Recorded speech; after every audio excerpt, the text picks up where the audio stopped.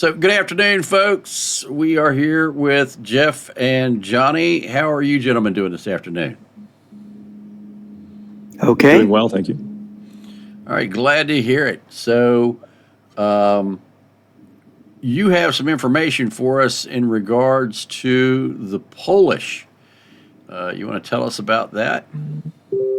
Yeah, a few weeks ago there was a sabotage on the Lublin-Warsaw train line in Poland. Now, this is the line that we use to, one of the key lines that we use to supply Ukraine to send arms shipments and personnel over that are doing like diplomatic visits and things like that. They'll go that way.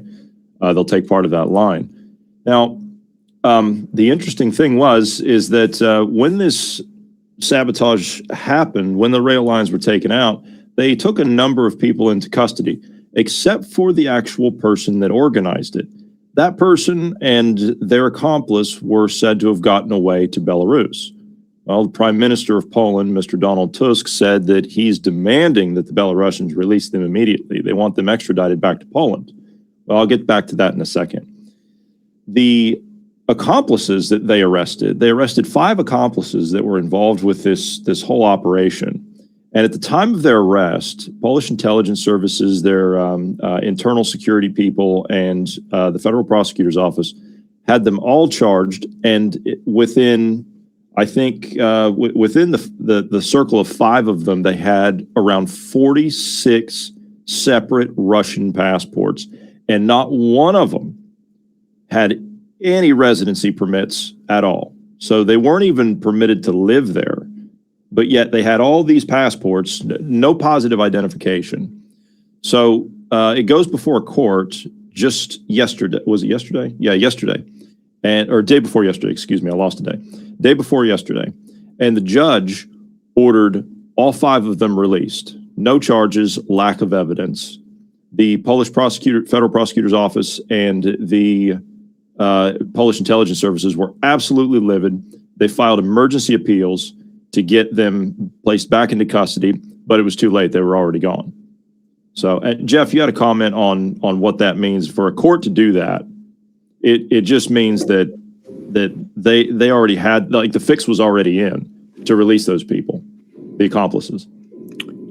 Yeah, well, I think we know from the past that the military intelligence in Poland, they found out, I think it was 2007, that it was heavily infiltrated by Russian GRU, and they caught some of them, but they didn't by any means get all of them. And the problem in Poland is the old communist structures. There was no lustration in Poland except for this ousting of the GRU agents, which was incomplete. They brought in Antoni Mazurewicz, who later became defense minister of Poland. He's been trying to, in his own way, sort of informally purify the Polish military, but it's been a struggle because the old communist system in Poland, they controlled the large corporations, they controlled the media, they controlled the school system, the various government bureaucracies, including the military. So getting that changed over was not easy because look, I got a call from a Polish media executive, a small one, and he was a believer in freedom. And he called me up. He was beside himself, and he said, "Look, the Russians got a German company to own us. They're dictating to us. We have discovered that there are tunnels running from the Russian embassy to various government ministries where their agents go from the Russian embassy freely into these ministries." Jeff, we lost your camera, buddy. Oh, yeah, I don't know what happened there.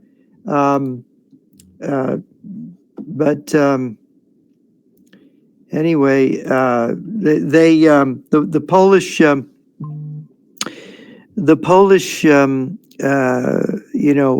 media was prevented from reporting the story, and that they also found that various Polish political parties were being controlled by GRU agents operating from the Russian Defense Ministry. And so when we have a thing like this, where you're dealing with the judiciary and Polish intelligence under the Tusk government, you are probably looking at a fix. to make sure those Russian agents, sabotage agents, were not apprehended, jailed, and were allowed to go back to Russia. Mm-hmm. Yeah, that's right. Well, at least they've been released. God only knows where they are now. But the two that were said to have been the masterminds of it, those escaped into Belarus. Well, one of which was Lee, if you could go full on me. One of which, no, that's the map. There we go. One of which is this gentleman here. This I have to wait for Jeff to come back. He must have just got kicked. But this guy, his name is Alexander Kononenov, and just so happens that he is he's one of the suspects, and we didn't know his name. This is one of the supposed masterminds that escaped into to Belarus. We didn't know his name until the Polish Federal Prosecutor's Office filed an international arrest warrant demanding his arrest. Well, of course, at that point, then you have to release the names of the people that you want, you know, if it goes international like that.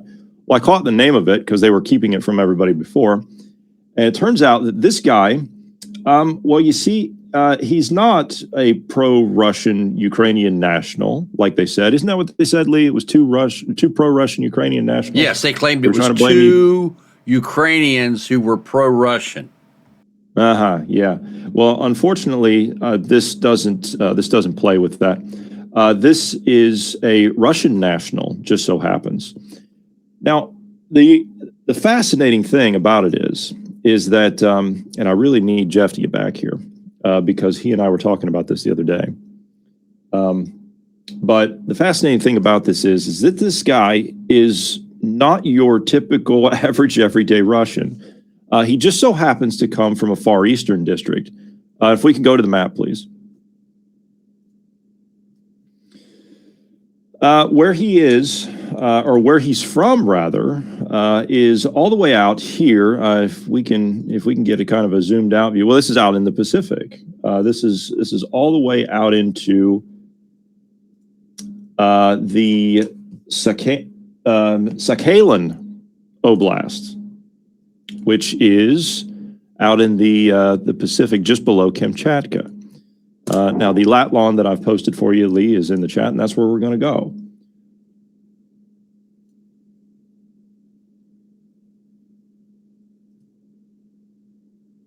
All right, just one moment, and we will be there.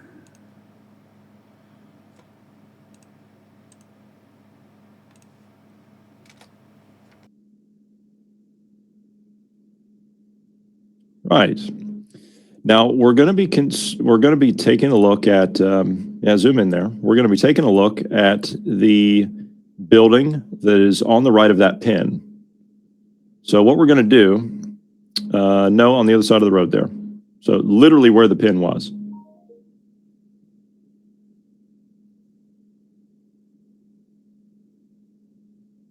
So the building just to the right with the blue roof on it. That one there. So what we're going to do from here, we're going to go street view, and we're going to literally click on the street just to the right of it. And we're going to swing around. And what does this look like to you? Police. That is the police department. Yes, you're absolutely right. And the police in this part of Russia doubles up as an office for the Ministry of Internal Affairs of the Russian Federation, of which this guy was a chief of, and this was his office. Wow. Yeah, wow's right. Now, it just so happens that the chief of this particular division is subordinate to the actual oblast's capital, which is, if you give me just a moment, I will get you the second location. We're going to go down and take a look at his boss's office. Cool.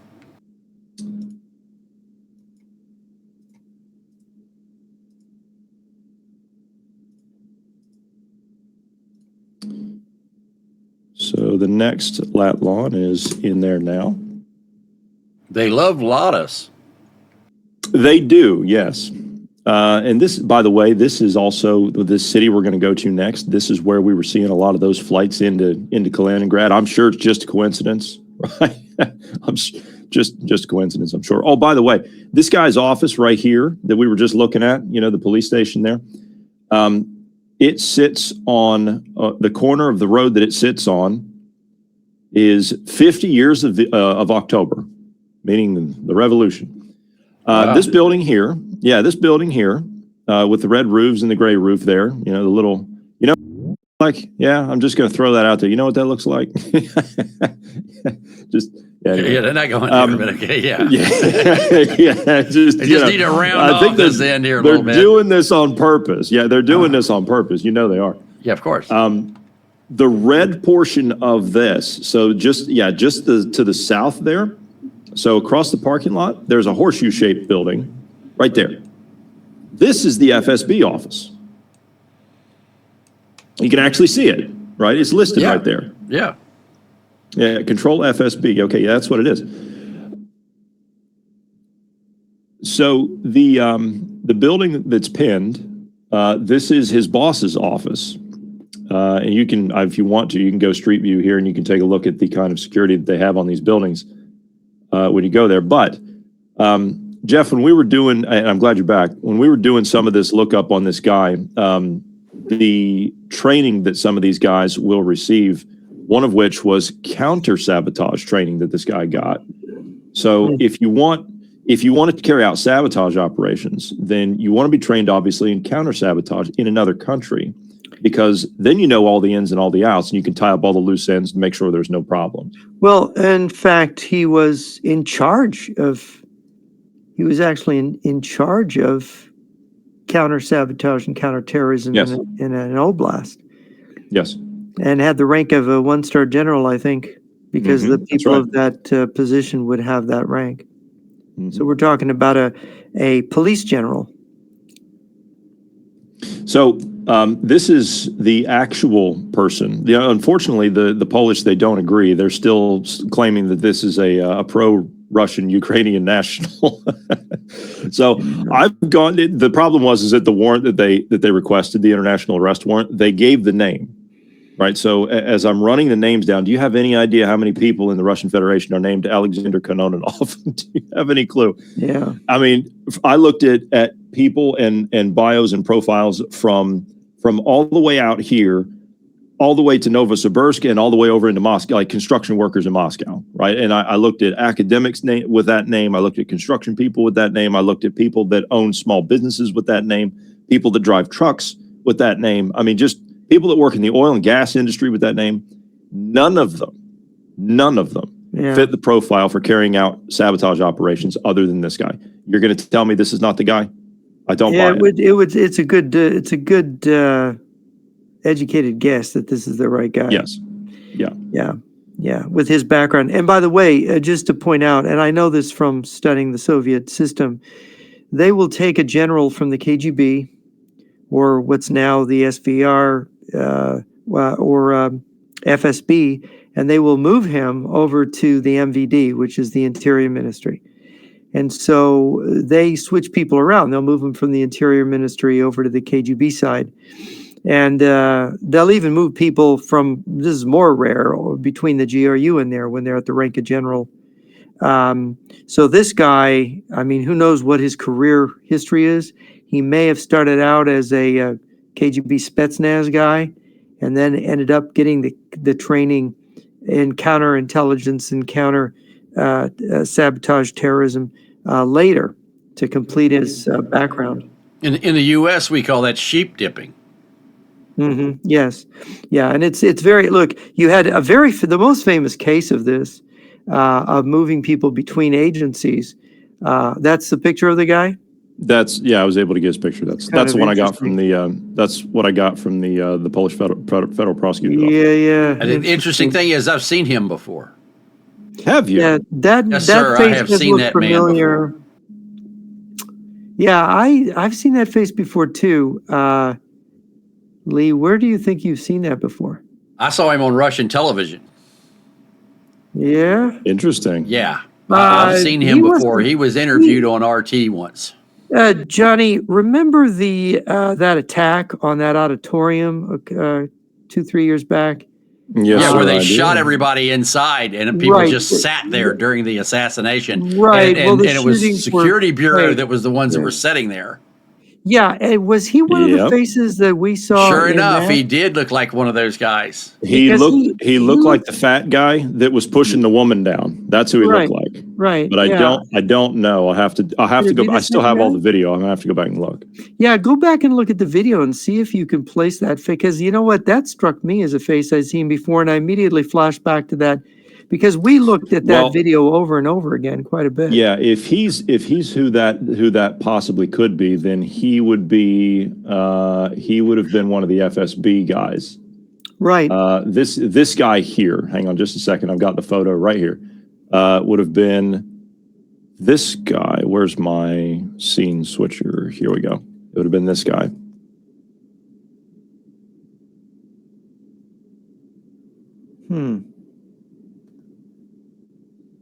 And of course, what's his hat say? FSB. Of course, in Cyrillic, but yeah. Yeah.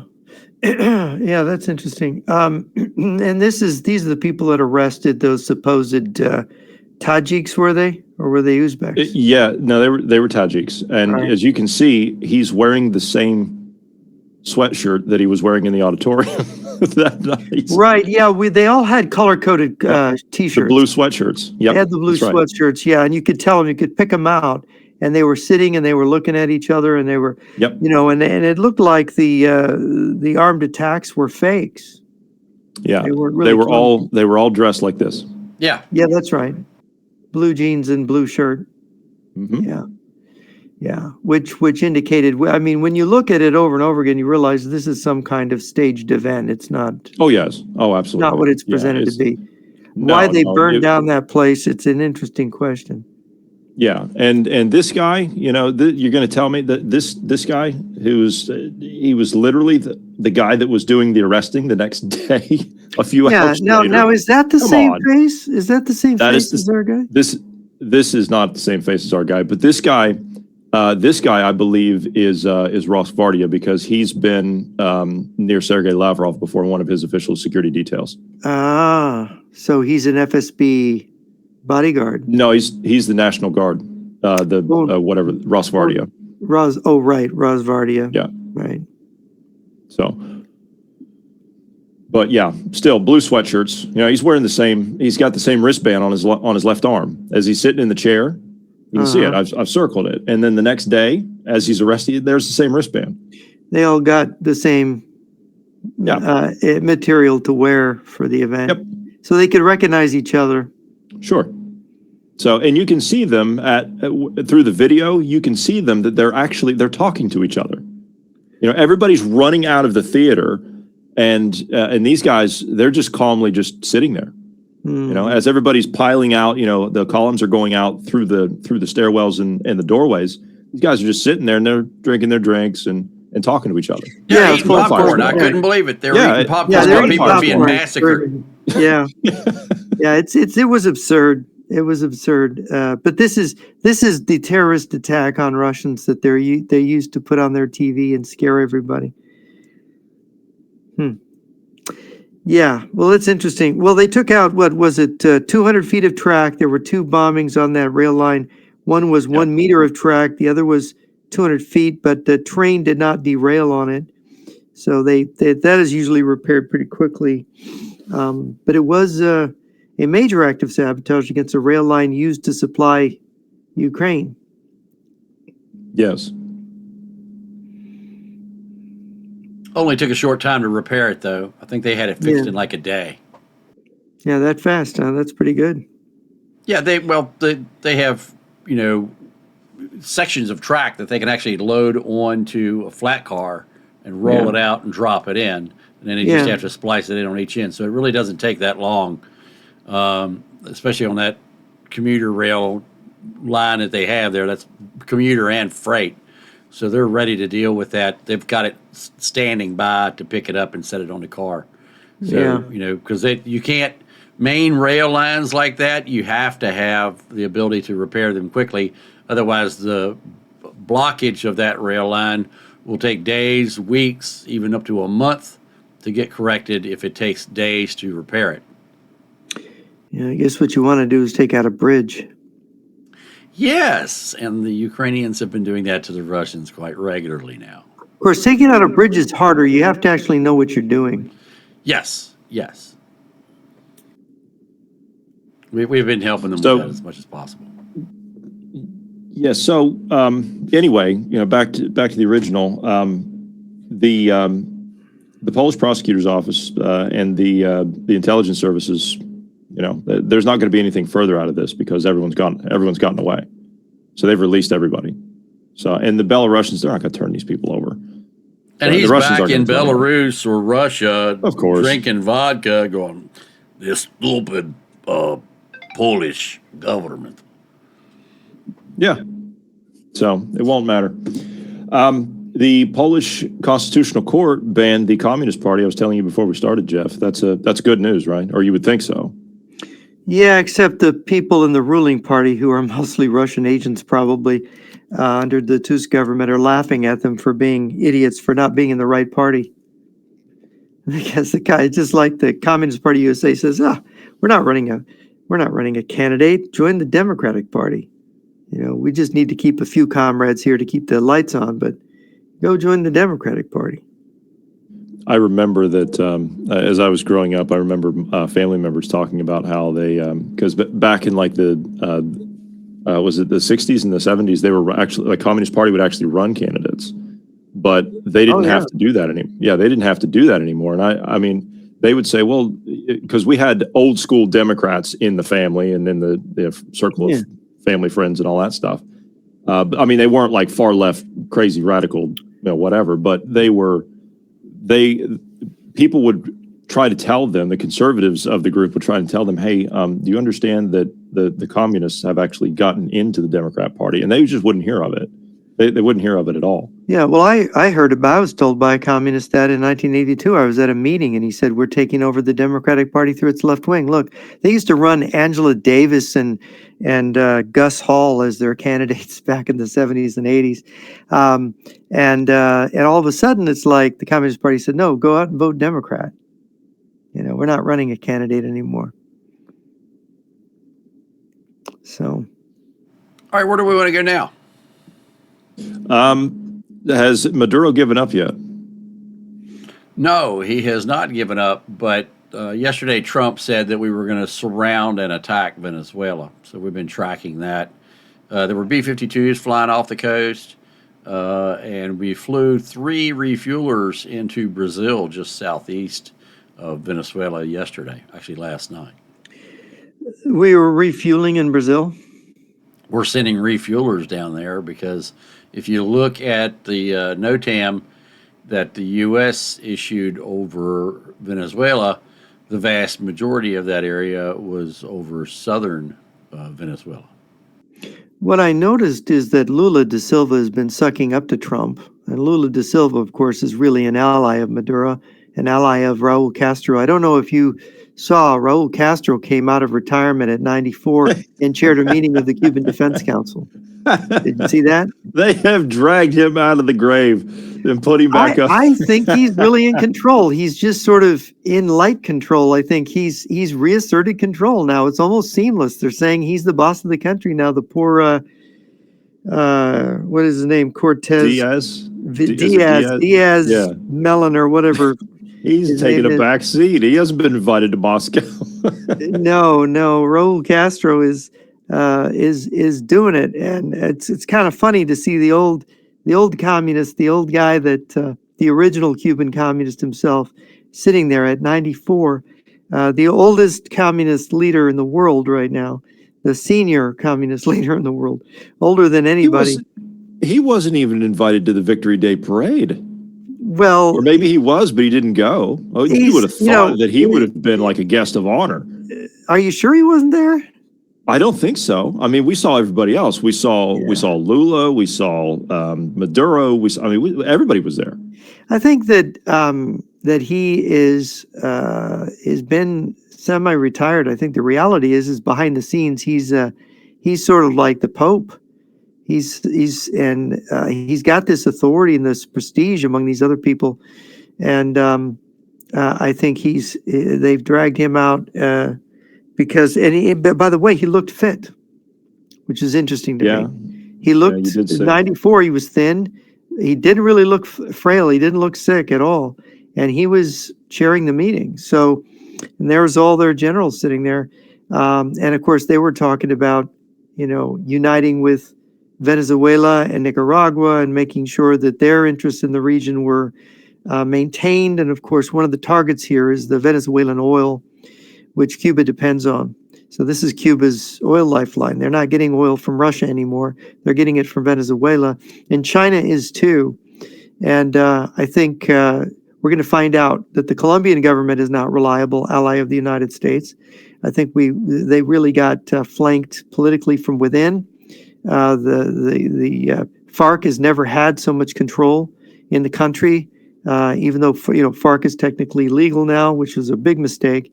And of course, in Brazil, I think the situation in Brazil is really interesting because Lula has been sucking up to Trump, and Trump has been buying into it. That Lula is a potentially good guy, and of course, Bolsonaro's under the bus.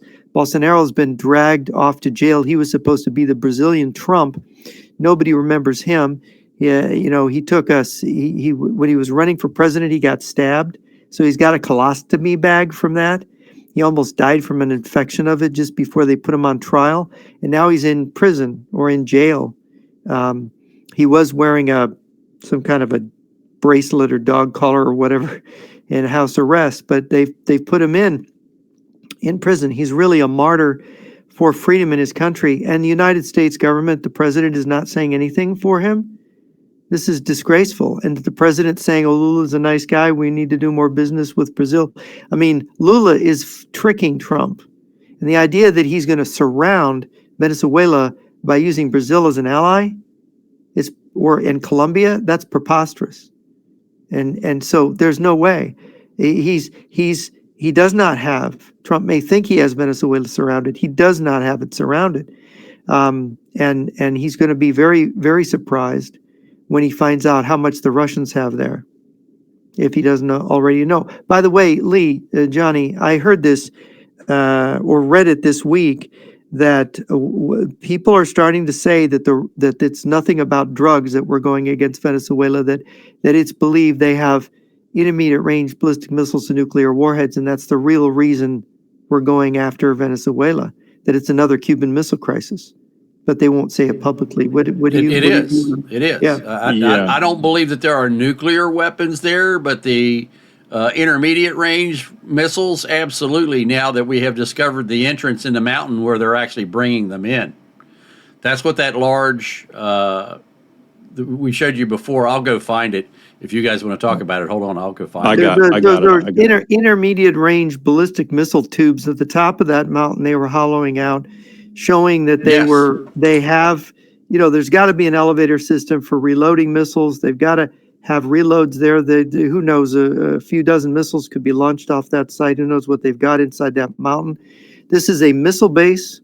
It's a hardened facility, and it is definitely aimed at the United States.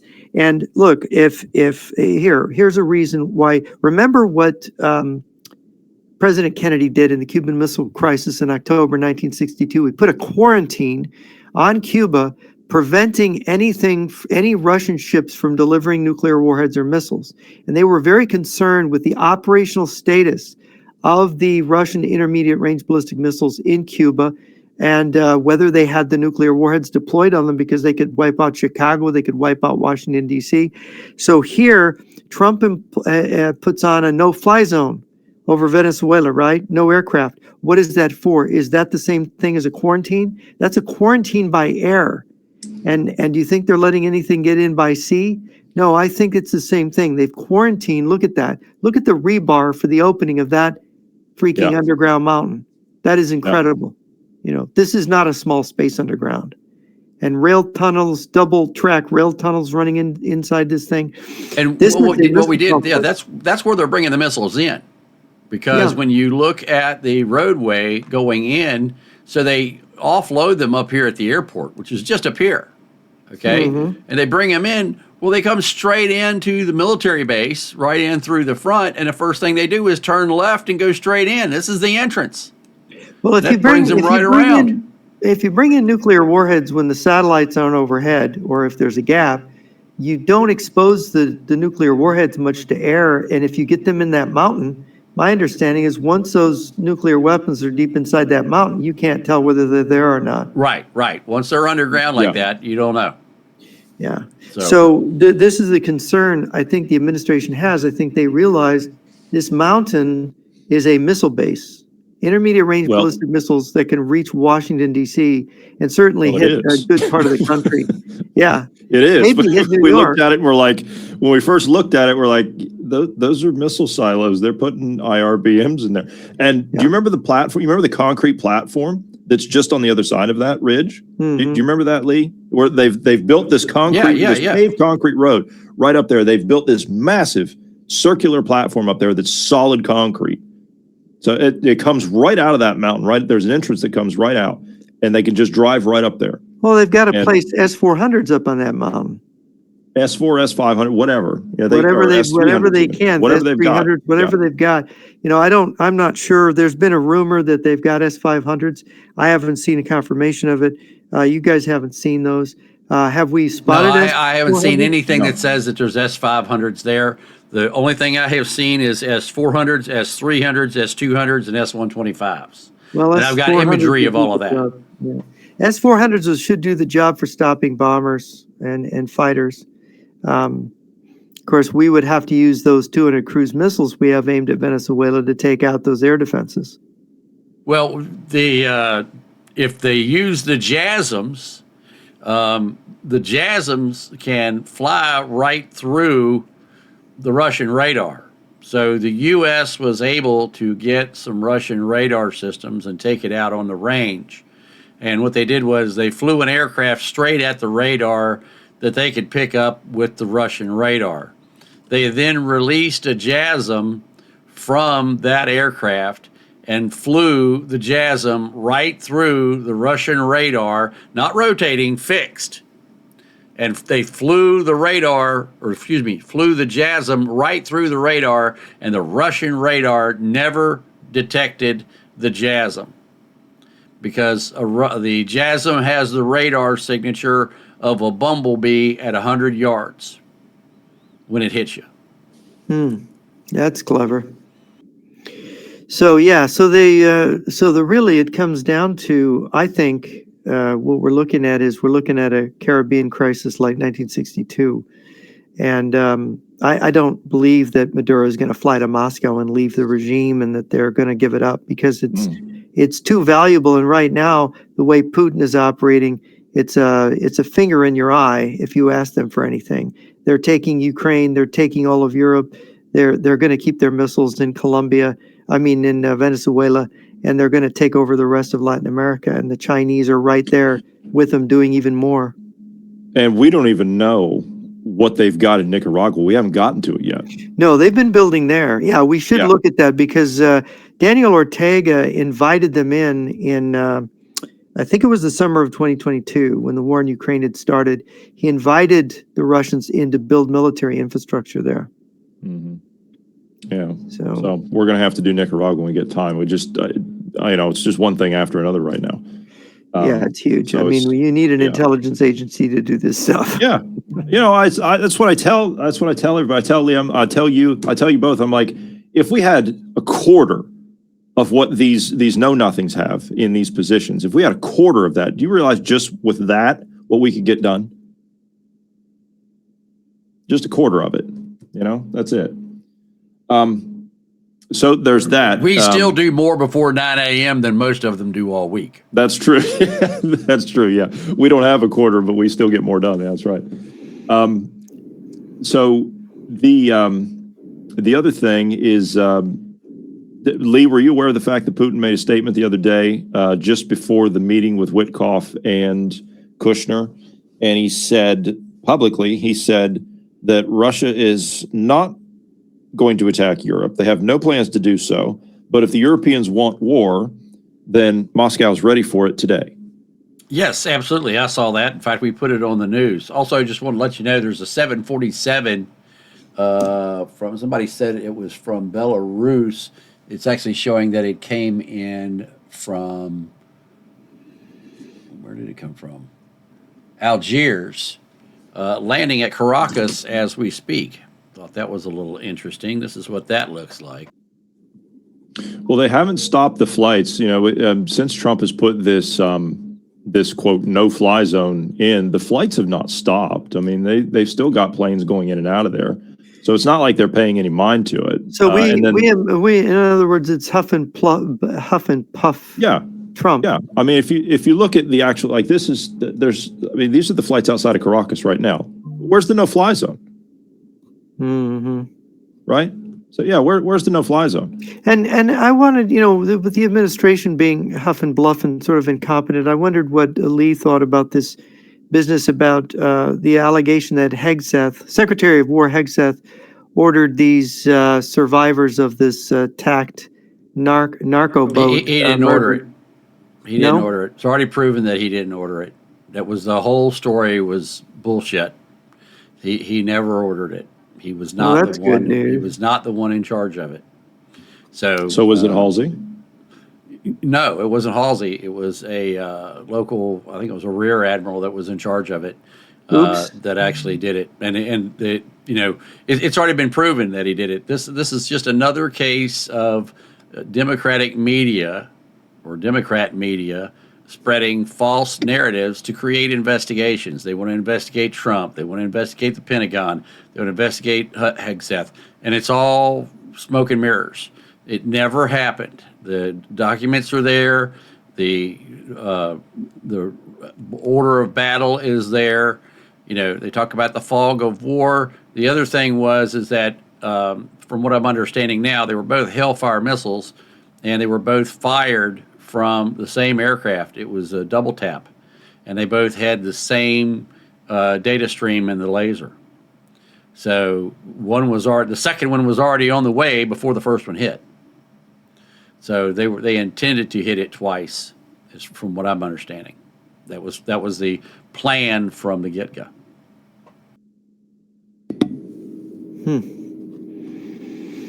Interesting.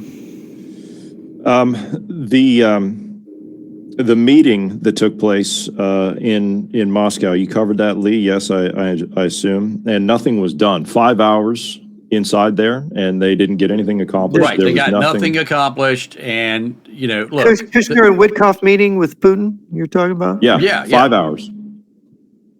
5 hours. 5 hours and nothing. So the 28-point plan, quote 28-point plan, was not agreed to. The Russians didn't appreciate that. The Russians wanted, if I understand correctly, the Russians wanted all of their assets, their frozen assets, back. So, of course, the Trump administration can't do that. That's something you cannot. The Americans don't control those assets, so they can't do anything about it. Yeah, so they were probably hoping that Trump would lean on the Europeans to get them to do that. Well, I think they knew. You know what? I don't know. This is my evaluation as a game player. You don't bother wasting your time, valuable time of a leader like Putin, asking for something you know that they can't deliver on and that the Europeans won't do. You're putting that as an excuse for why you won't take the deal, because it's looking to me like they want a wider war. They don't want a peace deal. If there's a peace deal, even if they get everything they want, it's not everything they want because they want Europe. Yes, they can't get Europe with this deal, so they're gonna go to war. No, they're mobilizing for war. They've already committed to that. They're not committed to peace. You can offer them Kiev on a silver platter. They won't take it. They'll make an excuse. We want our prostitutes back in New Orleans or something that the Russian mafia lost. They'll make some excuse or other. And of course, the Latvians, they put up a thing yesterday. I told you about it just as we were finishing up. They want $800 billion from the Russians because the damage is done under Soviet occupation. Well, they've learned from the Russians to ask for exaggerated, ridiculous things that nobody would dare ask for, knowing you're not going to get it for propaganda purposes. They're just throwing back in the Russians' face their own ideas. Yeah. Well, the Russians decided that after hearing that, their ministry of whatever, Zakharova and company, decided they were going to tweet out a little metric, and they were going to show the GDP during the Soviet occupation, and then the Latvian GDP post-Soviet occupation. Mhm. And they literally just flipped the graph upside down. So they showed the GDP going all the way up Sure. under Soviet occupation, and then after post-Soviet occupation, they showed it going all the way down. Yeah, it's just a corrupt system that robs you blind and leaves you penniless. Mm-hmm. You know, the Moscow. I mean, nothing's changed. It Well, the was golden hordes, it was yeah. Putin was asked today by media. This is according to Mark here in my chat. Putin was asked today by the media before flying to India what was said in the meeting, and Putin responded nothing important and insinuated that it was boring and a waste of 5 hours. All I heard was that when the meeting was over, Putin was putting up his zipper and Witkoff was wiping his chin. So, Oh dear. Well, I don't, someone like Witkoff and Kushner being representing Trump, this is not the Secretary of State. Why are they doing this? If such an important deal is to be made, where is Marco Rubio? Where is the State Department? Where are they going to get support from the United States Senate? This is very strange kind of diplomacy. It's very odd. well, I hate to say it, but the simple fact that we've been able to prove that Trump has numerous Russian ties and that Trump has received millions and millions and millions of dollars over the years from Russian oligarchs. What we're seeing right now just, seems to support that there is Russian influence or that he has good feelings for the Russians, because we've been able to see transactions where Russian oligarchs have purchased pieces of property from Trump for millions more than what those pieces of property were worth. I mean, This is money laundering. This is even money in laundering. Trump Tower, there was an apartment in Trump Tower that a Russian oligarch bought for millions more than what the property was worth. Just a single apartment in Trump Tower, and he's done this again and again and again and again. Even when Trump was going bankrupt, the Russians were investing heavily into his real estate and paying well above market value for pieces of property. Now, why would anybody pay 2, 3, 4 times what a piece of property is worth, especially when that piece of property is worth over $1 million? Why would you give $6 million for $1.5 million piece of property? And we see this again and again and again and again. And this has been taking place since 1984 was the first case that we found. And in 1988, we found numerous cases, and it still continues until this day. I mean, when you look at the guy who is a Russian oligarch who is an advisor to Trump, he lives in Trump Tower. His office is on the floor below Trump. He's listed on his business card as a senior Trump advisor.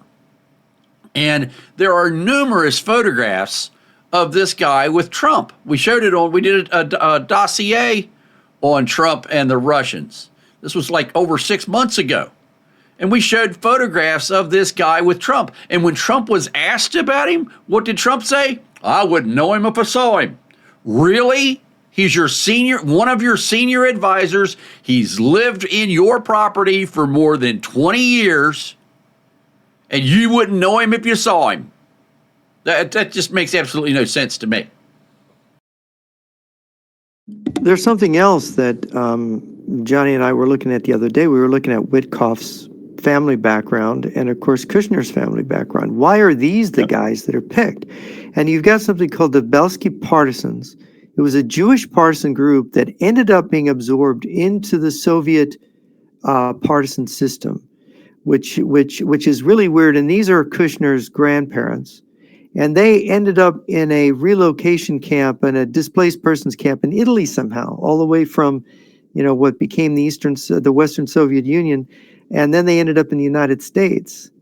And so if you're a member of this strictly, Stalin used to have his own partisans killed if they stopped operating, if they stopped doing what he wanted. I mean, they were, once you were a partisan, you were always a partisan, and you were serving the Soviet state. This is an interesting background in Kushner's grandparents. And it's also interesting with Witkoff's background. Johnny, you were looking at Witkoff. Yes, his paternal grandfather was a Russian immigrant. He was a tailor, and he immigrated into the United States. Nothing is found about his grandmother. That's all been removed, and nothing has been talked about with his parents. All of his parents' information has been removed. But the fact is that his grandfather on his father's side, was from Russia.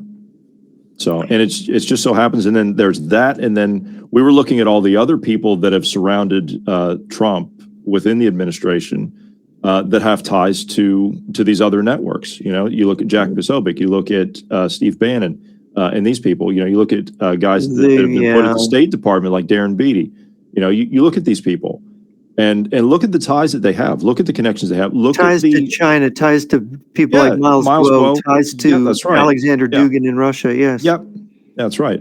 So I was surprised the other day when Steve Bannon admitted on the air that he was a socialist. I mean, I about fell out of my chair that he would admit that. He's said before, and I think Trevor's talked about it.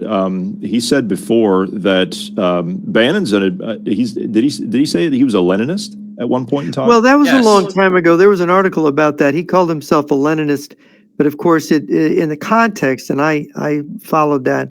He was basically saying he believed in using Lenin's tactics for the right. But of course, Hitler was very famous for adopting Marxism and making it National Socialism. But he said the same thing last month, that he was a Leninist and a socialist. He admitted that on the air. That's when I fell out of my chair. Yeah, that's the thing is that if you look at Bannon's background, he's been receiving money from Miles Guo.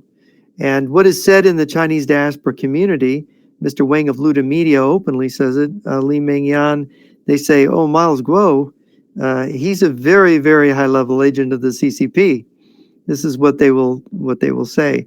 And one of his organizations, his front organizations, we were looking at was tied to that trailer park. Oh yeah, he owns one of his organizations owns a trailer park right under the runway at Whiteman Air Force Base. Whiteman Air Force Base. That's all. And of course, they own the children's bookstore.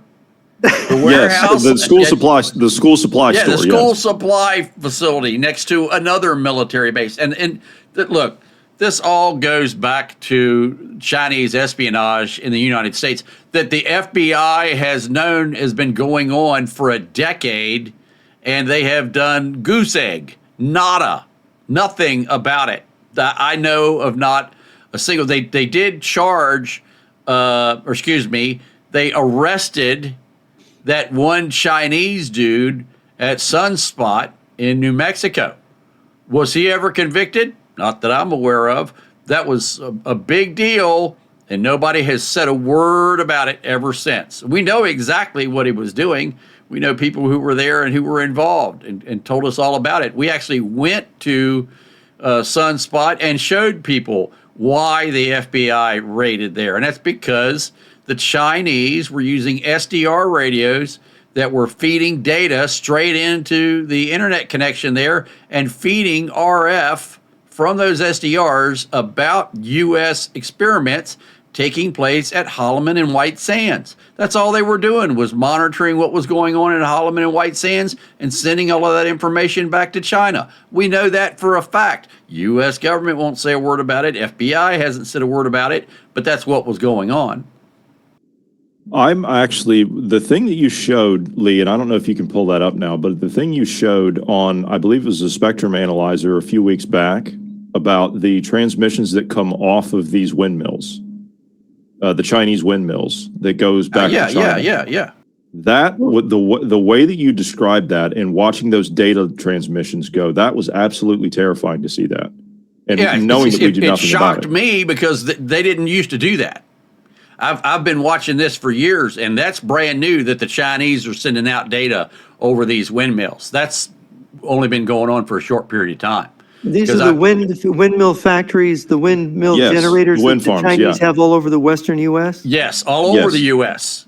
All over the U.S. They're using these wind farms. They even one Chinese general billionaire had a wind farm in Texas building a 10,000-foot runway, and Kyle Bass found out about it, brought it before the Texas legislature, and they shut it down. But this is what the Chinese will do when they can get it. No, so what does a Chinese wind farm need a 10,000-foot runway for, owned by a Chinese general who's a billionaire?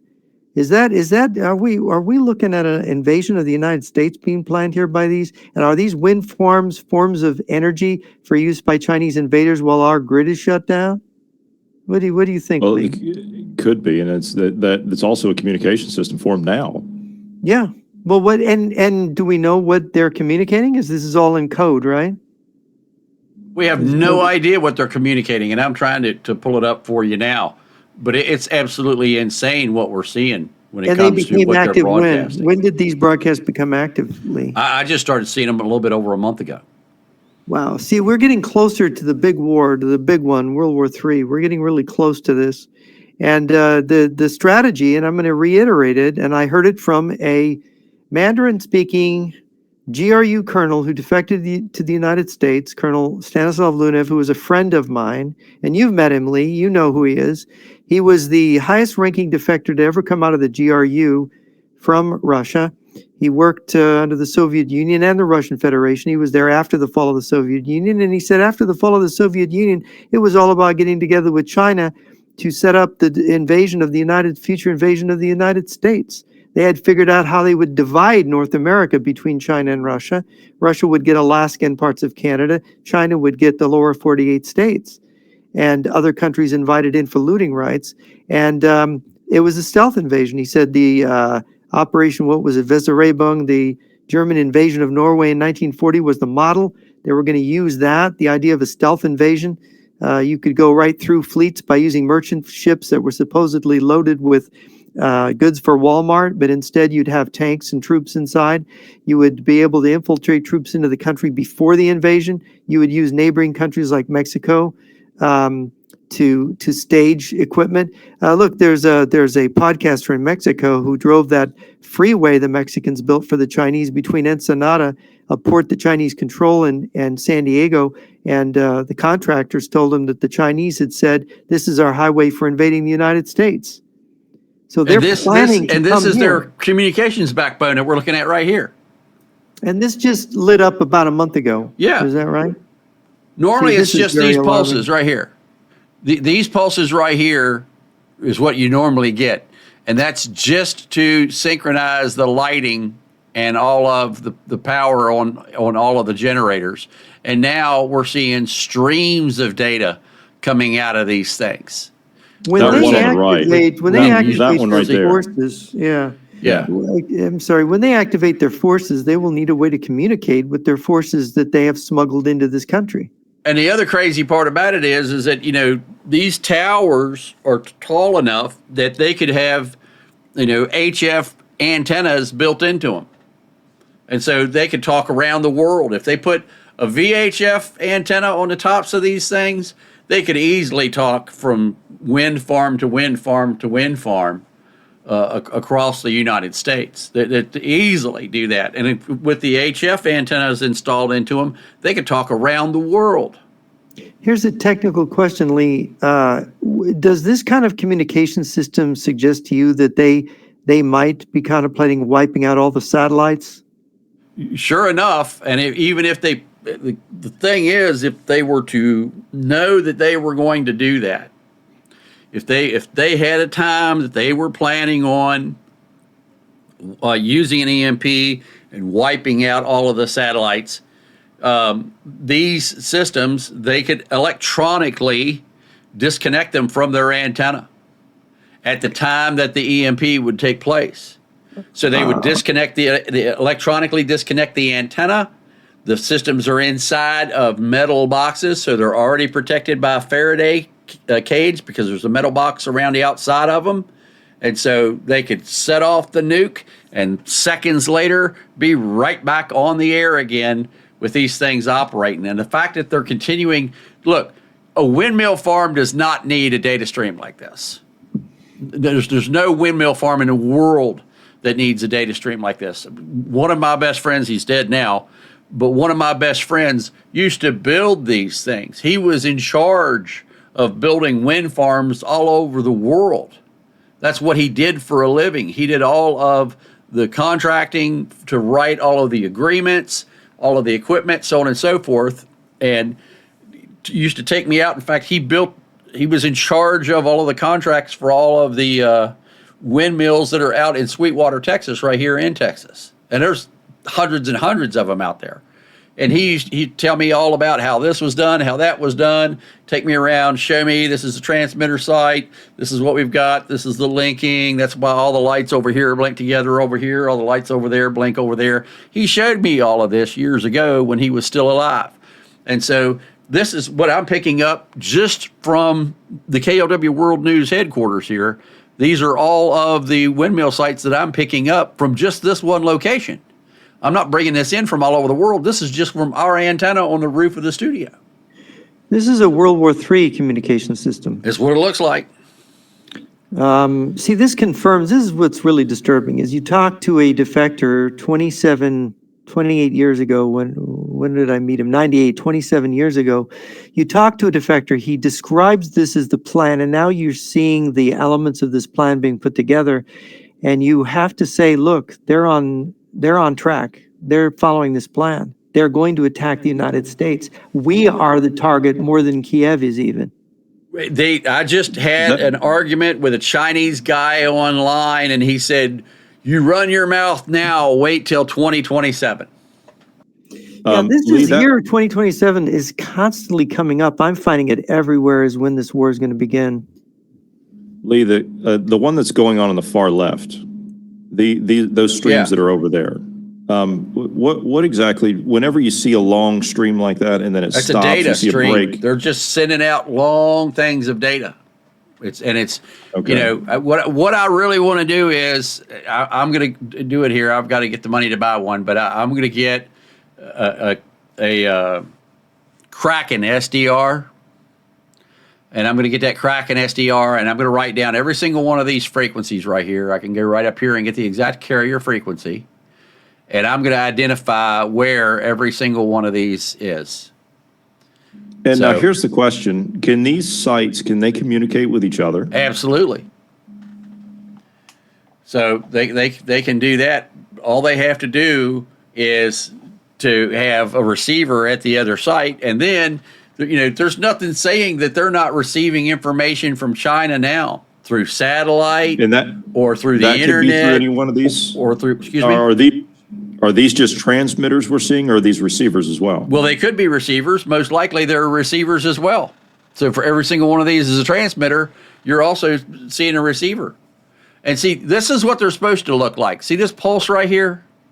Yeah. This single pulse right over here, these dots. Until a month ago, that's what all of them looked like. You know, here, here, and here. That's a synchronization. So you can actually go out at night, okay? And if you've got an SDR like this in your rig, you can see the pulse. And every time you see a pulse like this, the lights on top of all of the wind turbines assigned to that system will all blink together. This is for synchronization. And every time a windmill receives a synchronization pulse, the light on the top of it blinks.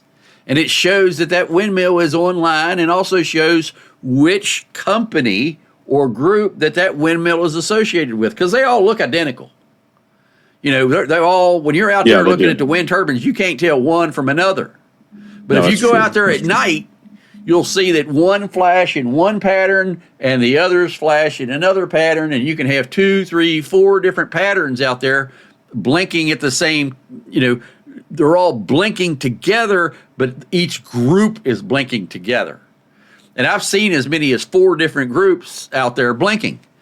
And so, you know, I'm seeing right here 1, 2, 3, 4, 5, 6, 7, 8, 9, 10 11, 12, 13, 14, 15, 16, 17, 18, 19, 20, 21, 22, 20. I got 23 systems I'm seeing right here. So it's concerning. It is very, very concerning what we're seeing. That's, yeah, and that's, like you just said, that's one site. Now, I just saw four of them just went offline, and 4 others just kicked on. Right. Or 5 others just kicked on. Right.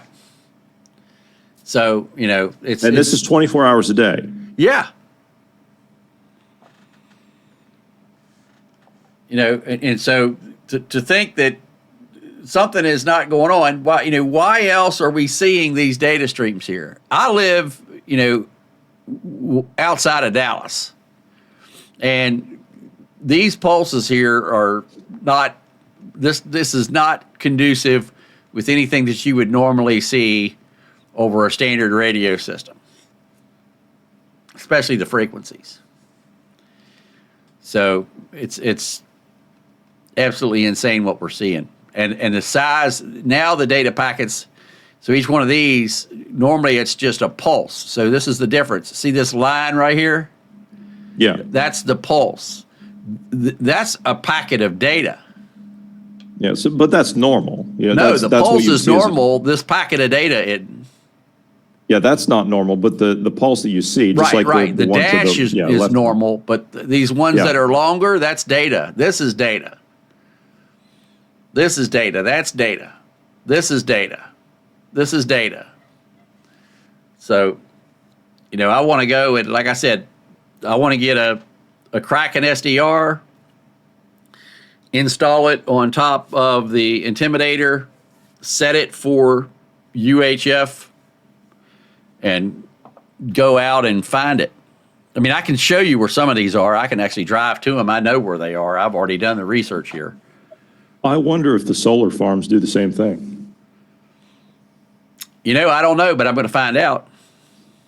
They don't need to, though, because the solar farm is just that they're controlled through the grid. They're tied in. Oh, I see. Okay, so these are not. These are wind turbines, and they're just generators up on top. And so this is how they're synchronizing the data.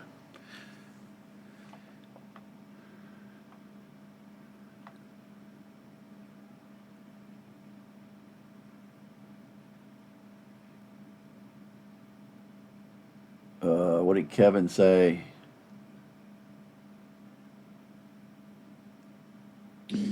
Should we start to wind down with some Q&A? Yeah, we can do that. We've been at this about an hour here, so about an hour. Yeah. Jeff, are you back? Are you still there? Are you? I think he's out. There he is. Oh no, he's there. No, I'm here. Okay. Any other questions on this before we do Q&A? Questions, folks, if you got them.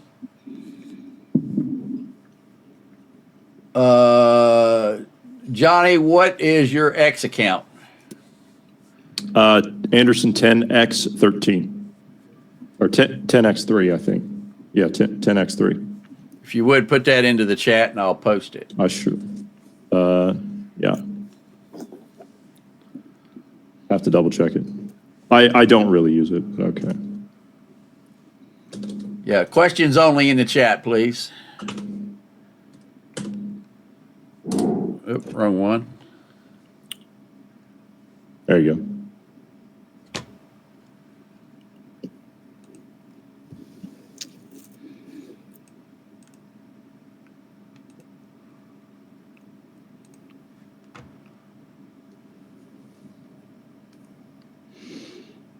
Did you guys see that one of the top Russian military scientists, his SUV exploded in Moscow? No, I did not see that. Yeah, he wasn't in it, but they suspect it was an assassination plot.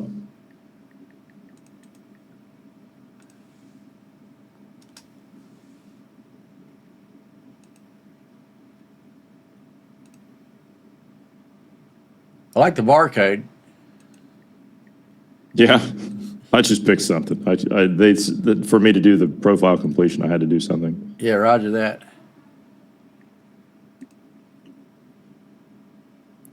All right. Any other questions for myself, Jeff, or Johnny?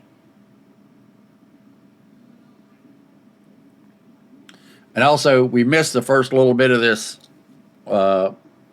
here on this particular broadcast. The first few minutes are recorded, but they're not on this stream. So I'm going to re-upload this broadcast on here, on our other YouTube channel, as well as on Rumble. So this will be rebroadcast on all of the platforms, reloaded. So you're going to see a premiere of this here on the other YouTube channel, as well as a podcast on Rumble. Do you think this is why Trump's grandkids are learning Mandarin? I hadn't heard that. It's a good question.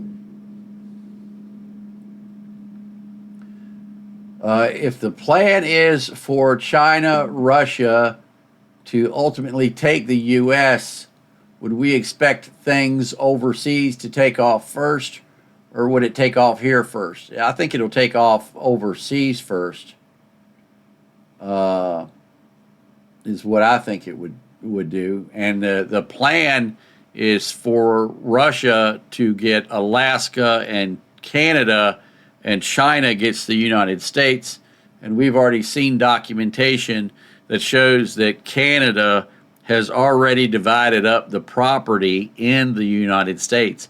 It's already been deeded out to Chinese leaders. Yeah, you've got a lot of interesting things here in terms of timing. There's already a war in Europe, so that's already going, a hot war in Europe. I think when you talk to Russian and Chinese sources, they'll say things like, well, they would like the U.S. to surrender Japan or to break with NATO.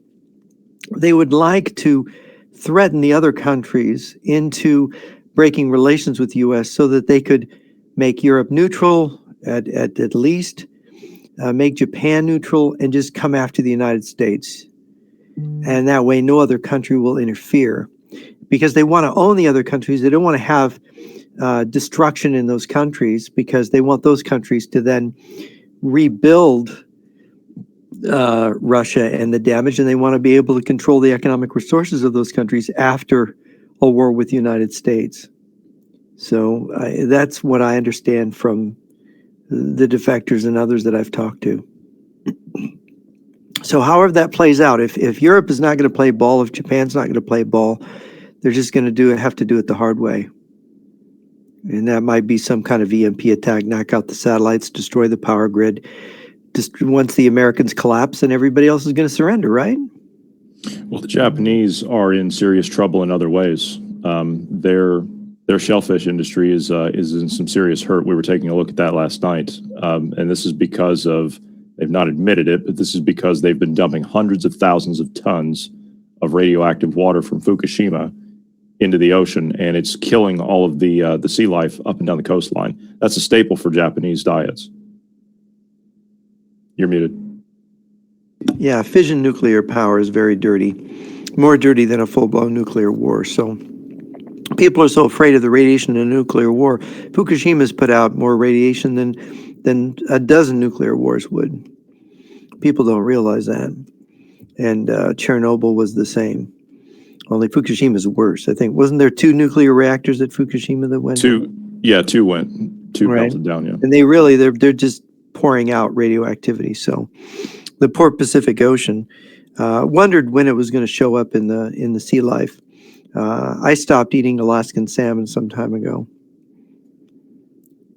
I would be careful. All right, so somebody's asking, what about those Plantier cameras with the solar panels? Is that also a Chinese operation? What you have to understand is anything that broadcasts a signal or monitors or has a video camera in it that the Chinese produce, under Chinese law, that has to provide intelligence to the Chinese military. So anytime you buy a camera from China, a cell phone from China, a DJI drone, a DJI camera, all of that is providing intelligence to the Chinese. That's just the law. You guys got anything you want to add to that? No, other than the fact that the Chinese and the Russians, by the way, the Chinese are famous for making the cameras. The Russians will make the software side of it, for those that are unaware. And they retain the right, as manufacturers and developers of those systems, to be able to access them remotely whenever they want. And you have massive computer systems for coordinating this information so that they can zero in on anybody of interest. So this is a big brother with a new bigness. All right, so somebody was asking about what's concerning about the graph. And what's concerning about the graph is normally they're supposed to do this, small pulses. They're not supposed to have data streams. They're not supposed to have continuous data streams. They're not supposed to have long packets like this or short packets like this. It's supposed to be just a short dashed line for synchronization purposes. The fact that we've got continuous data streams rolling here, or long data broadcasts, or wide data broadcasts, this is wide right here and continuous. These are the concerning things. What is in this data is the question. When we're talking about frequencies that aren't supposed to be having data, but just pulses like this, it gets concerning when we start seeing data, bursts of data like this on a frequency that is only supposed to do what you're seeing right here, to all of a sudden have long data streams on that.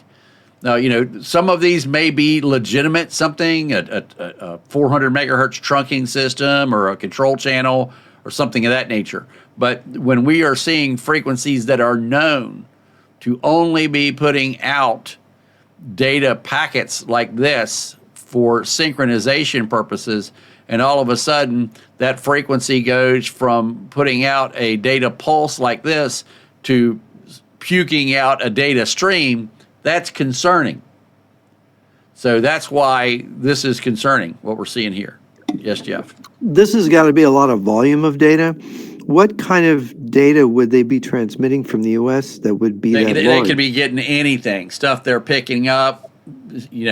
See, the scary part about this is they could be using these as a relay. So they could have intelligence people out in an area who are picking up, you were gathering information. And then when they gather that information, they can just go somewhere near a windmill and puke that information out. And then the windmill system will pick it up and rebroadcast it to another site or back to China. In World War II, the Russians, the Soviets, had these transmitters in places like Belgium and Holland, and that they would transmit to the Soviet embassy in London over the channel. They could reach it there. They called them the Red Orchestra, right? Yeah, Roger. They sounded like little pianists. They were late at night sending these messages to London, to the Soviet embassy there.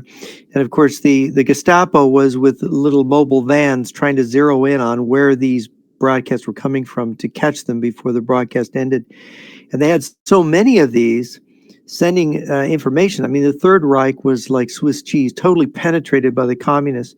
And this was a major problem. What's interesting is the head of the Gestapo who was chasing them, Heinrich Gestapo Mueller, he was a Soviet agent. It comes out later after the war. So that was interesting too. So you look at this going on in the U.S., why is this not being shut down? And who is in charge of our intelligence? Tulsi Gabbard? Oh, God. Yes. All right, another question here. What's up with the North Korean kids learning Russia in class, or Russian in class? Yes, that's a new thing. They have to start learning Russian. Question for Jeff. Can you explain on your recent article about the gold mean and how it relates to the alt-right?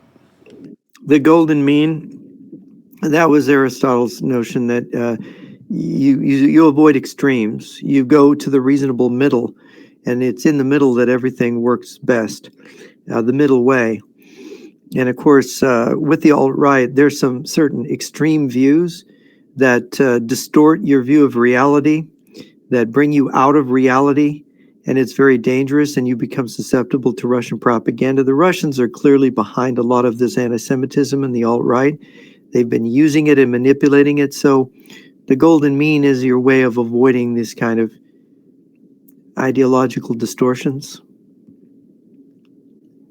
All right, another question from Yoshi for me. Are these signals you're picking up, or are these from a web SDR?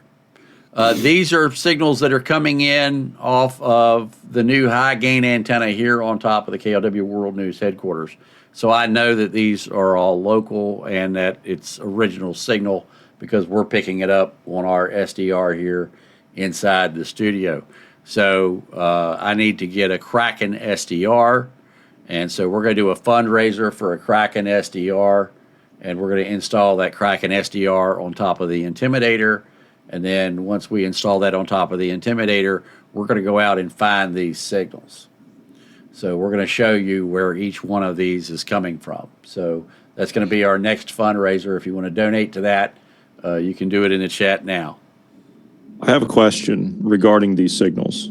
Is there any way to ascertain what is being transmitted or received? Yes, sir. I'm going to do that. As soon as I identify what they are, I'm going to record them, and then I'm going to run them through a spectrum analyzer, and I'm going to pull out, and I'm going to tell you not only what kind of data it is, I'm going to tell you if it's encrypted too. Okay. That would be interesting. Oh, yeah, we're going to find out. Let's see. Correct. We are going to crack the data stream.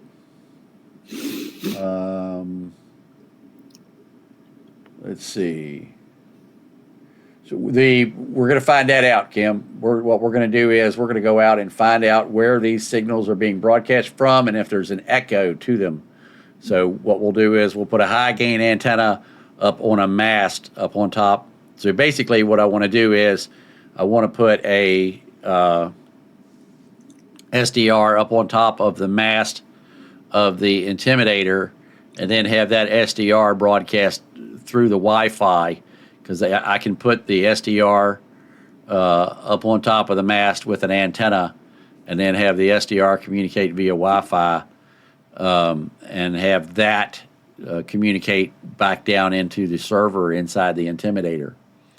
So we can do that. The other thing we can also do is use Yagi antennas. But the great part about it is if we put the Kraken SDR up on top of the mast, the Kraken SDR will actually give us the direction to the site. So we can go out and put the Kraken SDR up on top of the mast, and when we put it up on top of the mast, it'll communicate through a Wi-Fi down to a tablet and give us the bearing. So we'll drive down the road, put the mast up, get a reading, bring the mast down, drive down the road again, get another reading, put the mast down, drive down the road, get a third reading, and then map to where it is.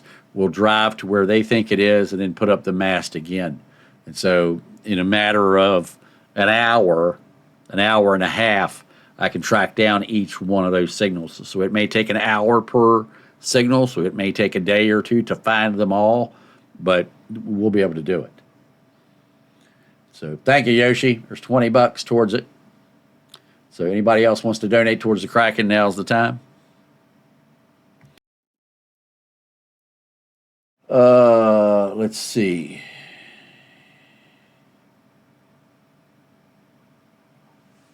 What else? Question, any update on the maps getting hacked? Johnny talked about this on a podcast recently. No, we have no update as to how the maps got hacked. And there's no evidence in our server to show anybody got in or anything. So we're not sure exactly how that transpired. All right, folks, anybody got any other questions? Do we know the manufacturer of the windmills? No, we do not, but we will find out. We've got cameras on the Intimidator that can look up and see. All right, if you've got questions, put them in the chat now, folks. Jeff, Johnny, did you have any closing comments? Just looking at this information about the wind farms. What is wrong with our government that these aren't closed down, and why are we allowing our property to be sold to an enemy country to set up bases inside of our country? Well, I'll do you one. Yeah. I'll do you one better. Not that I'm disagreeing with that. I wholeheartedly agree with everything you just said. I have the same questions. I've been asking that since the first Trump administration. Why weren't we shutting them down then? Yeah. Or even before that. But the other thing I saw today, and I'm still working on trying to verify it, but the other thing I saw today is the administration has paused an additional sanction on the Chinese Ministry of Cyber Affairs, or whatever it is they have, because that's pending the meeting that Trump and Xi had about a new business deal. See, this is the thing. We're always making business deals with them, and they're always infiltrating us, and nothing ever changes. No matter who we elect, we are being allowed to be infiltrated. And the Chinese, this is what Colonel Lunev told me, it's an infiltration invasion, and they continue to infiltrate. They've been infiltrating us for more than 2 decades. And he said that it will start when they cannot get any more money out of you. And Yeah, as long as these deals keep going, as long as they can continue to swindle us, then and that's why these wind farms have not been torn down. I would have every last damn bolt torn down off of these things. I would have all Chinese nationals deported. Yep. We're not going to have Chinese citizens on our soil anymore. They're spies. I'd put a ban on all Chinese communications equipment. Yeah, that's a good point, Lee, because that's a matter. They're infiltrating us electronically by making our electronic devices, where they're putting back doors in them. This is so stupid and irresponsible. It's like we're ruled by children who don't have any sense of responsibility. And when it comes to this sort of thing should have been done a quarter of a century ago. We should have been on it. When you had the Cox Commission on Chinagate, and nothing was done. We think we have a commission, we have a congressman finding out about it, and nobody does anything. People just go, "Oh, that's interesting," but nobody does anything. And then you got Trump claiming to be a nationalist, not doing anything. No, there's something rotten in Denmark, and America's Denmark, right? All right, and would you be so kind as to tell the people about the briefing that you're going to be giving? That Johnny and I had been working on. A lot of people have been wanting to know when that's going to take place and what you can say about it. They also want to know when they can see it, or if they can see it. This is a private briefing in Toronto, Canada, to select people in the conservative movement in Canada. So it's not really to be publicized, but it will be covered by the Canadian press. I'm going to be giving interviews to the leading Canadian conservative newspapers, so that should be interesting. But it's not a public presentation. All right, and let me show you what I'm talking about as far as being concerned. This is the Japanese Self-Defense Force with the Philippines and the U.S. And this is talking about how their military is going to protect itself. There's just one small problem. I already see a problem. Yep, you got it right. If you look at this laptop right here, it's produced by Huawei.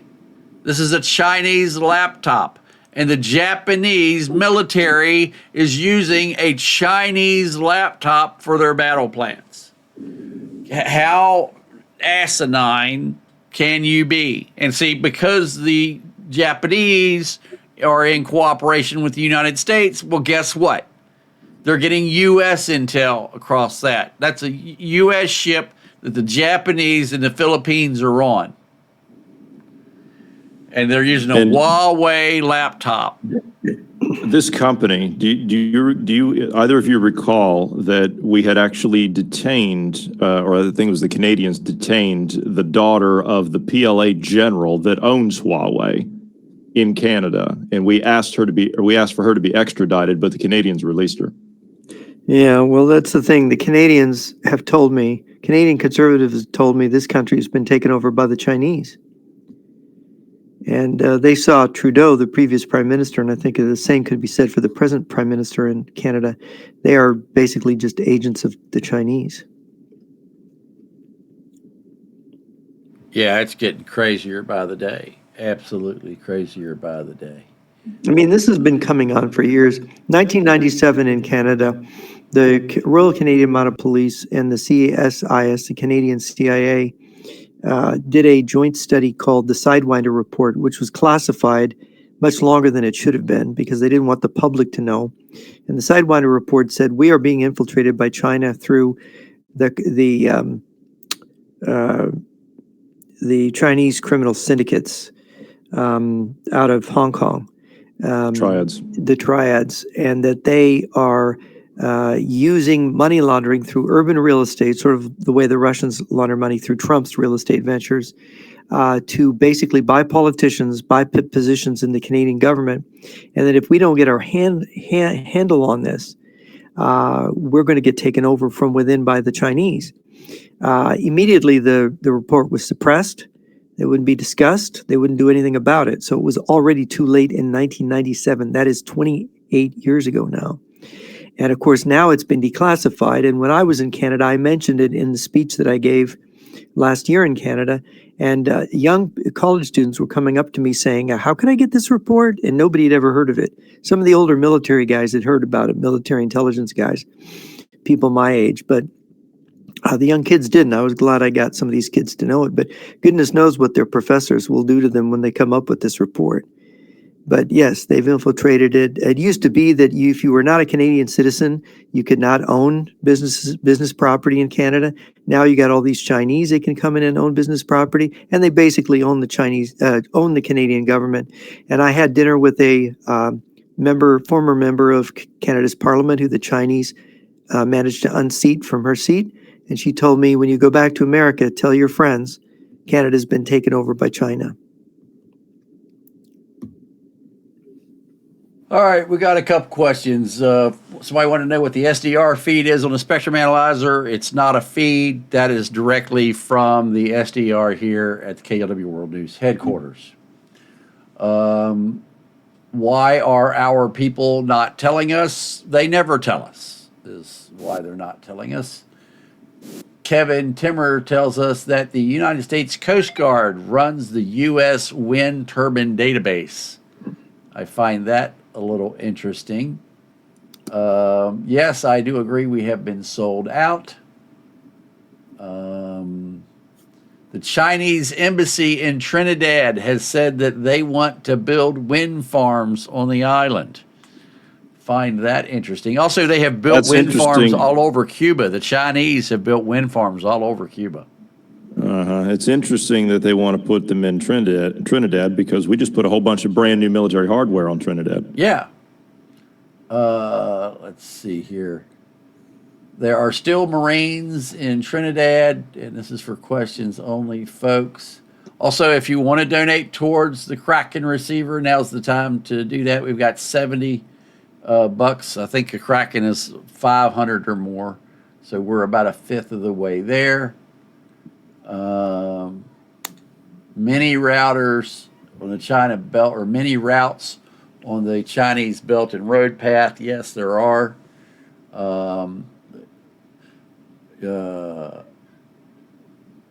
USGS. I'm sorry. It's the USGS runs the wind, not the U.S. Coast Guard. The SDR that we use is an SDR Uno. And we have found that the SDR Uno has just as good of receive sensitivity as my ICOM 7100, of which I was furious when I found that out because I paid $1,700 for my ICOM 7100, and the SDR Uno cost me less than $200. So, but the SDR Uno is brand new, and the 7100 is 12 years old. So was 1950s McCarthy right about the commie threat? I'll leave that to Jeff and Johnny. I think so. There's a book called Blacklisted by History.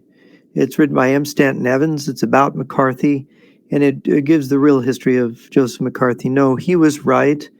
They recognized back then there was massive subversion in the Roosevelt and Truman administrations. We've got the proof now from the Venona decrypts. It's a fact. When people say it was a Red Scare, no, it was a Red infiltration. McCarthy was trying to get at it. Basically to give a kind of overview of M. Stanton Evans' book on McCarthy, he shows that everything they accused McCarthy of, they did to McCarthy, right? And in fact, when McCarthy didn't want to publish the names of communists, he didn't want to make them public. He didn't want to accuse people publicly. The Senate actually made him do it, and then they blamed him for it, his enemies. So when he was censured by the Senate, then his death is kind of odd. What, he goes in for a bum knee and he dies of liver failure. So this is a very interesting subject. McCarthy was right about a lot of things. You know, nobody's perfect, right? We can't expect our heroes to be 100% perfect, but McCarthy was done an incredible injustice. I'd like to add on to that. McCarthy, during that time, he was not the only one that was right. There was also J. Edgar Hoover at the same time that was railing about communism. And I've got two books that I would recommend to people, highly recommend to people. I first read these around, it was almost 20 years ago now. I read these. This is the first one. This is Masters of Deceit, the story of communism in America and how to fight it. And it's just as relevant today as it was then. Jeff, you're familiar with this book, yes? Yes. And then the second one, the kind of the sequel to this, is The Study of Communism. Yeah. I should point out, people always get confused. They seem to associate Senator McCarthy with the House Un-American Activities Committee. He was part of the Senate Security Committee of the United States Senate. He was a senator. The House Un-American Activities Committee was the first, though, to investigate communists. Actually, in the 1930s, they were also investigating Nazis. That was founded by Texas Democrat Martin Dies in 1938. And he was actually taken into the White House and slapped on the wrist by President Roosevelt saying, oh, investigate Nazis, but don't investigate communists. And it was later McCarthy realized there was a problem with communist subversion, and he had lunch with Martin Dies. And he said, I want to do this in the Senate. And Martin Dies gave him the lowdown. He said, they're going to come after you if you do this, and Martin Dies kind of schooled him. So Martin Dies, a Democrat, was the one that schooled McCarthy in this. And other senators, Republican senators, got interested. Look, the McCarran Act, that's Senator McCarran. There was a really strong Senate Security Committee. They passed a lot of legislation that forced, together with the House, they forced 20,000 communists out of the U.S. government. That's people that could not swear that they weren't members of the Communist Party. Okay, boom, they lose their government jobs. That was in the 1950s. By the time you get to the 1960s in the Kennedy administration, those laws get loosened up and these communists come flooding back into government. So you want to know what's gone on here. This is just a snippet of the history. Wow, I just looked it up. The Kraken SDR is now $1,000. There's been a lot of price hikes in a lot of hardware recently. I don't know, Lee, if you've priced out DDR5 RAM for PCs. Oh yeah, yeah. A few months ago, it was about $100, and I looked at it last night, and it's about $800 now. Yeah, so it's all been going up. Everything's going up quickly, tremendously. But I think it's got a lot to do with these data centers they're putting in everywhere. Dakota wants to know, for all of us, how do we feel about the protocols of the elders of Zion? I don't have anything on that, so I have nothing to say. I can't speak on that. So say the question again, Lee. how do you feel about the protocols of the elders of Zion? It is a very famous forgery. I have studied this question. It was basically, it became a thing around the time World War I was ending. You had a lot of people believing it. You had, as a result of the Russian Revolution, black hundreds who believed in this, fleeing the communists, carrying this book with them. The Protocols of the Elders of Zion alleges to be the minutes of a meeting in Zurich, Switzerland, between these supposed leaders of the Jewish world conspiracy, who were talking about how to destroy Christendom and take over the world. This is what this document purports to be. It was being discussed in the Times of London back at this time, I think 1919 or thereabouts, when a scholar recognized the text as being cribbed from a book, and I think it's forged from more than one source, but mainly from a book called Conversations in Hell between Montesquieu and Machiavelli, written by a French author back when Napoleon III was the Emperor of France. And it was a discussion of that political period. And apparently the Russian Okhrana in Paris had taken this book and basically copied whole sections of it. Instead of putting Machiavelli and Montesquieu, putting the names of different supposed Zionist Jewish elders, and just kind of changed the text a little bit here and there to try to create this idea that there was this Jewish conspiracy. So you can go, if you've got language skills or a language translator, you can go line by line and see that it's a forgery. It's a complete invention. But people believe in it to this day. And I remember confronting the former president of the John Birch Society, John McManus, with the fact that the Protocols was a forgery, and he absolutely refused to believe me. He wouldn't look at the evidence. He said I had been duped by the Jews.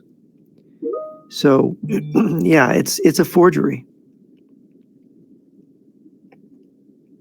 So the Trump administration is trying to shut down offshore windmill farm projects off the coast of Massachusetts this week, New England. They're trying to shut those down just because they want to do oil drilling instead. Yep. So it's just swapping one for another. Kim is asking, what are your thoughts on the Genesis mission? There's two Genesis missions, one from NASA years ago, and the new AI initiative from, I think it was November the 25th or 26th. I think that's the one she's talking about, is the AI. I don't trust AI. When ChatGPT first came out and was available to the public, I did a live broadcast where you could ask ChatGPT anything you wanted to ask it. So I said, well, let me ask ChatGPT about something I know something about. And so I typed in, who is inventor Lee Wilbarger, to see what information it would give me. And ChatGPT, supposedly the greatest AI available at the time, said that inventor Lee Wilbarger had ran for president of the United States during the 2020 election. Now, I'm not aware that I ran for the presidential election in 2020, but ChatGPT is convinced that I did. So to this date, I don't trust AI. I have asked AI many, many questions. In fact, I put into ChatGPT, and or not ChatGPT, but into Grok. I put into Grok the kitchen missiles that are located in Cuba.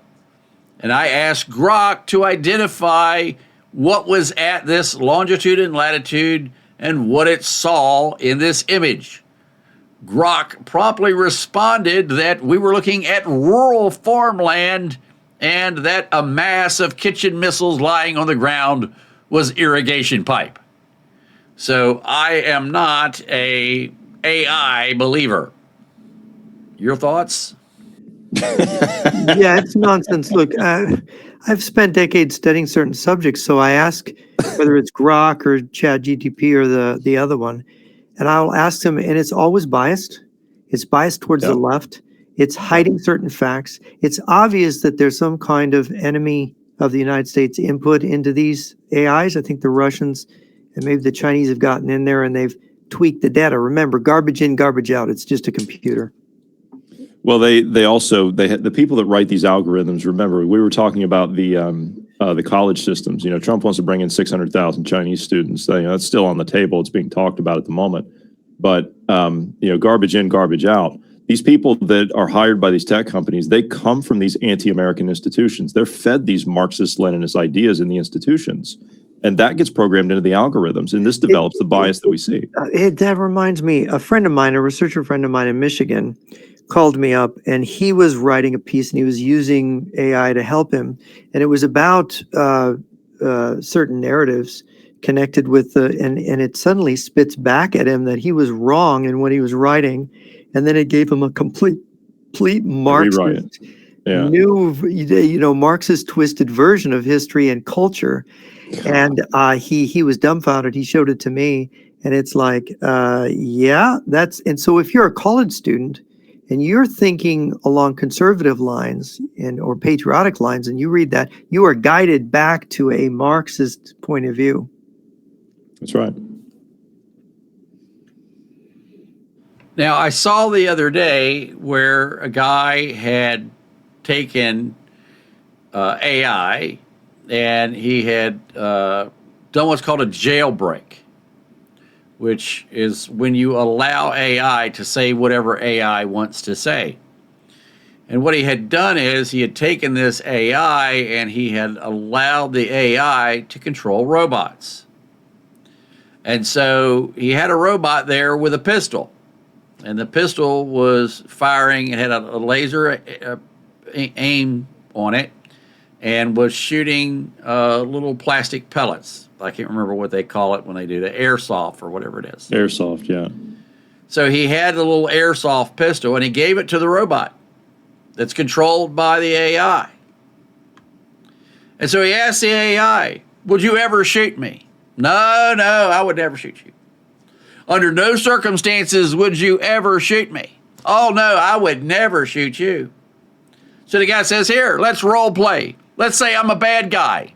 The robot pulls up and fucking shoots him. Okay, that's not following the rules. Okay, you're never going to shoot me, but yet in role play you'll blow my freaking kneecap off, which is exactly what happened in the scenario. Yeah, no, this is very bad. I mean, there's a number of bad things. There is an impulse. There's an evil intelligence in the world, which is inside people. It's inside all of us, I think, that wants to do bad things. There's an impulse to kill, to murder, to steal, to rob. There's to get revenge, to lash out. We see it. It's all over the world. It's been all over history. You read enough history, you go, "Oh, wow, this is real thing. Evil is real." You're going to now open up something in that program that we don't fully understand how it's put together, because nobody can tell you they understand how this AI is put together, right? Not fully. And if they can, I want them interrogated. So imagine if we integrate this into our, we're going to replace our brains with this. We're going to stop using our common sense for this. This is stupid. You imagine if we integrate that into our national defense systems, which they're trying to do that right now. Yep, that's right. Yeah. It's. I mean, Russians and Chinese will not do this. No, they of course will not. not. Do this. No. Years ago, when I first started doing autonomous weapon systems and drones and things of that nature to start moving into AI. We started out with drones flying in and doing surveillance on their own. And then we got to automated weapon systems and automated drive platform systems. And what we did was we would give the weapon system a target, and then the weapon system would control the drive system. So the weapon system had control over the entire system. So the weapon system would say, "Okay, here is the target. Drive system, drive me towards this location." And then the weapon system would look for the target, and once it had calculated a firing solution, it would tell the drive system to stop, and then the weapon system would slew and fire. And so the first system that we had that we actually released on a target, we did that at a MOUNT facility, military operations on urban terrain. And so we used what's called fuzzy data. And so we put that fuzzy data into the AI system. And this was over a decade ago. This was probably about 15 years ago or so now. And so we had the drive platform and we had the weapons platform on top of it. So we set the thing in the middle of the MOUNT facility, military operations on urban terrain, and the target that the autonomous weapons system was supposed to engage was outside of the MOUNT, outside of the military operations on urban terrain, and was out in a clear area so as that we could fire on it and not have to worry about the bullets hitting anything because it was firing away from the city. So we turned the system on. And when the moment we turned it on, we were expecting the vehicle to drive out to the outside of town. And when it got out past the first building, we were expecting it to slew onto the target and open fire. That's not what happened. The moment that we hit the go button and said this was the target, go engage, the vehicle never moved. The 50 cal fired straight up in the air and started emptying the magazine into the air, because it had calculated a ballistic trajectory using the 50 cal rounds as artillery. We had never thought that the weapon system was going to use a 50 cal as indirect fire, but it did. So in the next iteration, we had to tell it, no, you have to be direct fire, not indirect fire. So it took a second for us to realize what was going on and to shut the thing down. So remember, when you put fuzzy data into AI, it turns into a hairy situation.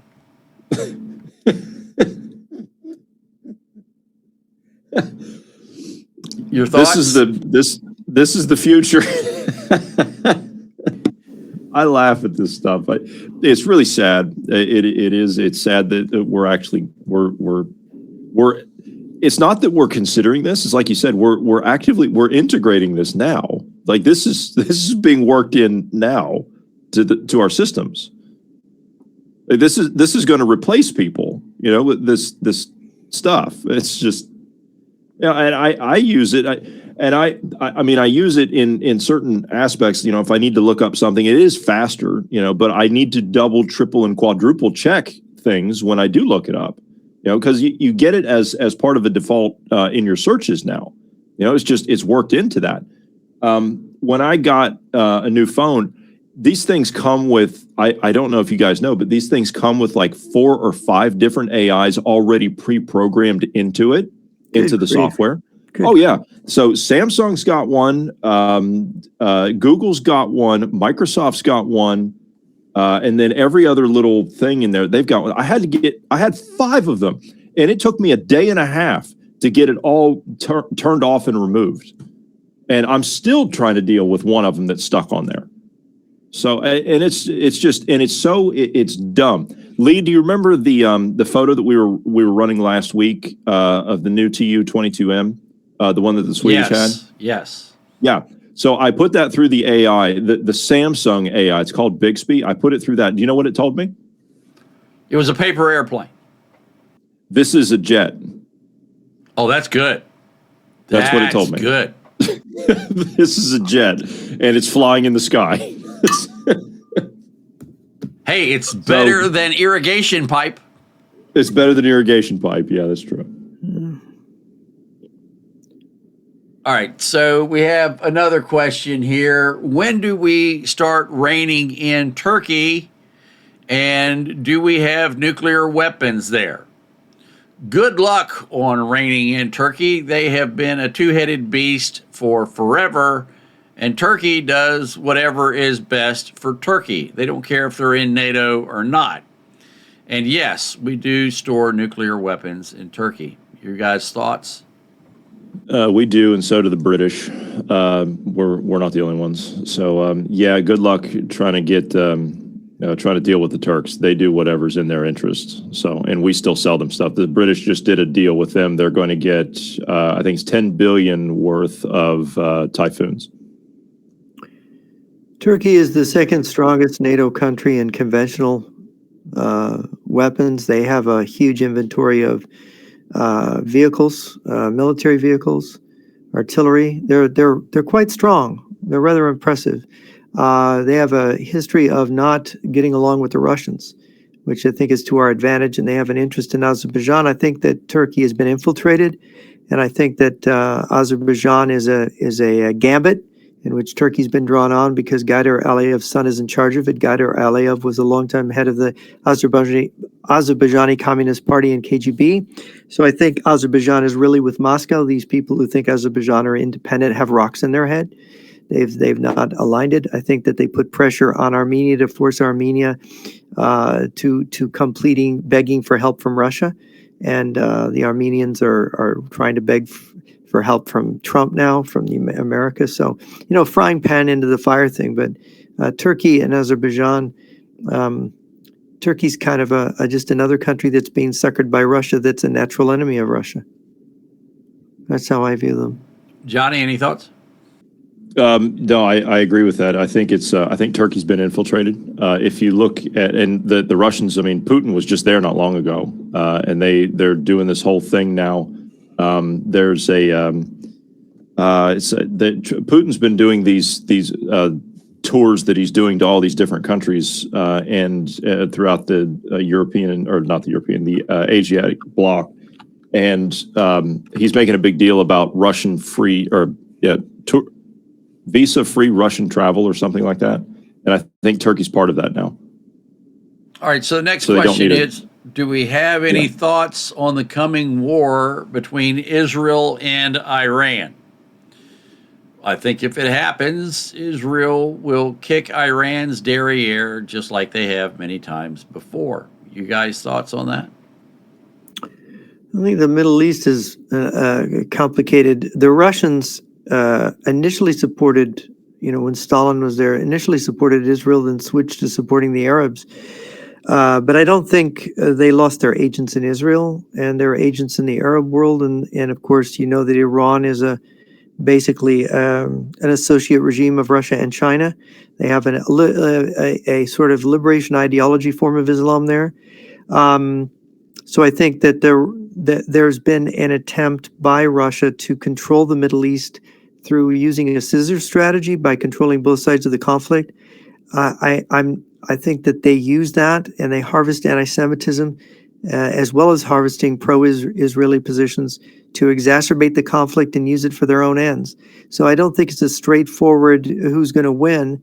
I think that it's supposed to be it's an oil region. Its primary significance is the oil, and paralyzing that oil and using it to blackmail Japan and Europe is a key part of the long-term, I think, Russian and Chinese strategy.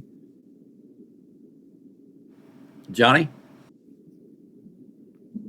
I think if the Israelis and the Iranians get mixed up into it again, it'll be very short-lived, just like it was last time. I'll agree with that. All right, folks, that's going to do it for today's broadcast. Jeff and Johnny, you have anything you'd like to add before we go? Nope. No, I think it's been a great conversation as always. All right, folks, that's going to do it for us today. Hope you have a great day. We're going to re-upload these here on YouTube on both of our channels, as well as on multiple channels on Rumble. Thanks for being here. We'll see you the next time. That's all, folks.